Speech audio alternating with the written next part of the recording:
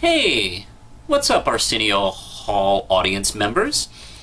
I have a new episode of The Old 52, and we're going to take a trip back to the 90s once again with possibly one of the most 90s series I can think of, and that's Gen 13 number 1. And here's a fun fact about this book. This was created by J. Scott Campbell, and let's see, what's also Brandon Choi. And this was actually originally going to be titled Gen X, to really jump onto the whole Gen X thing that all the kids are talking about. But, hey, those rascally wascals over at Marvel jumped the gun and created the book Generation X. So, couldn't really do it. And even though they would call it Gen X. So they went to Gen 13.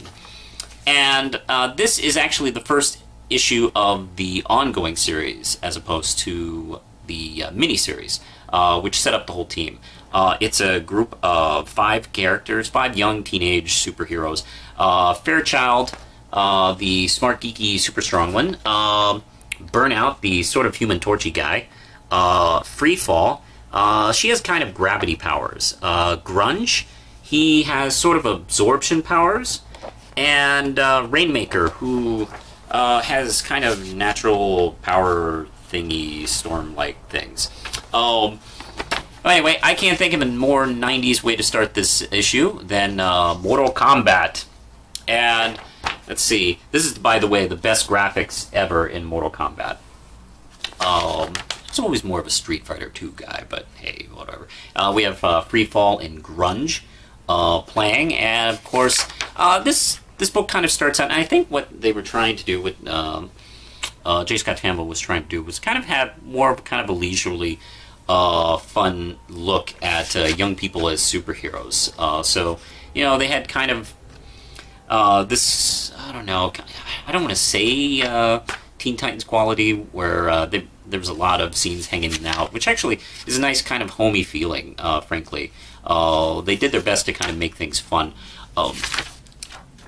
Let's see, we get a scene between Fairchild and Lynch, who is sort of their mentor. He's kind of a Nick Fury, Clint Eastwood, Indiana Jones type?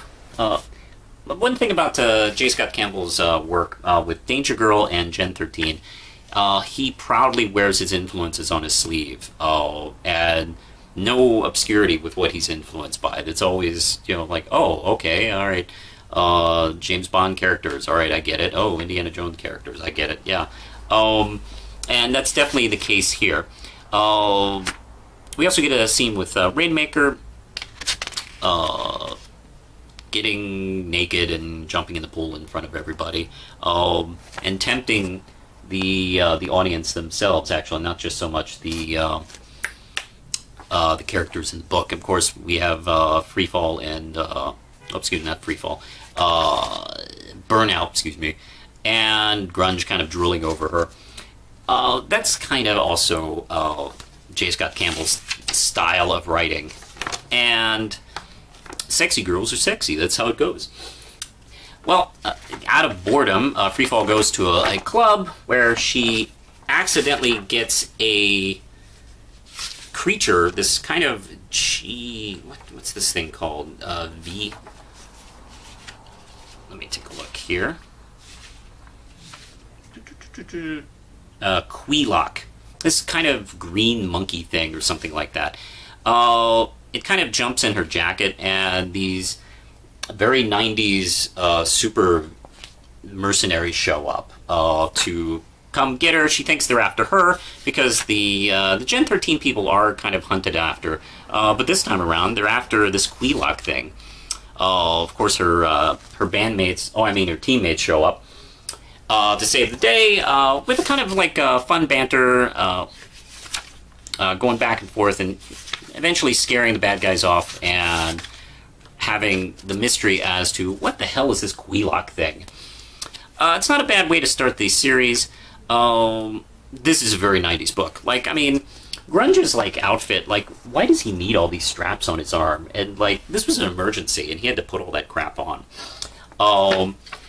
Grunge is also, I guess he's a character that probably bugs me the most, because I know he was obviously written. You can tell when you read something that somebody's supposed to be a fan favorite character with the way they put their energy towards, and he's kind of irritating.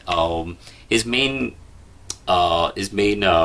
attribute is he's straight, and he wants to fuck every woman that he sees. Like, okay, you can tone it down. I know you want to fuck women. All right, it's good. Got it. Message received. Burnout doesn't really show too much personality in this. There's more of that in the original miniseries and the ongoing.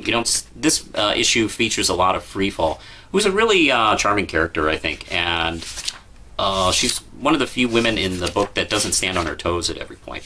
I rather like her. Not to mention, I've always liked Fairchild. Matter of fact, she's kind of almost like a younger She-Hulk kind of character, where she's a smart, strong woman, and I always dug her a lot. She's also probably been the most popular character out of the group. She turned out to be the fan favorite, really. So much so that she was probably the most prominent in the whole DC New 52, because this Image book was part of the Jim Lee Wildstorm bunch, and that, of course, went over to DC back in the late 90s. And so these kind of characters these are now kind of in the DC universe. So we've actually seen Fairchild, I believe, show up in Ravagers. I'm not sure what the take is on that character. I haven't read Ravagers or their interpretation of the character, but she has definitely stuck around, where characters like Grunge are kind of hanging out with your slap bracelets and your Tamagotchis. Maybe in the future he can get rebooted. But yeah, this issue is so 90s. There's a Schwarzenegger True Lies ad on the back. And this is for the video game from Acclaim.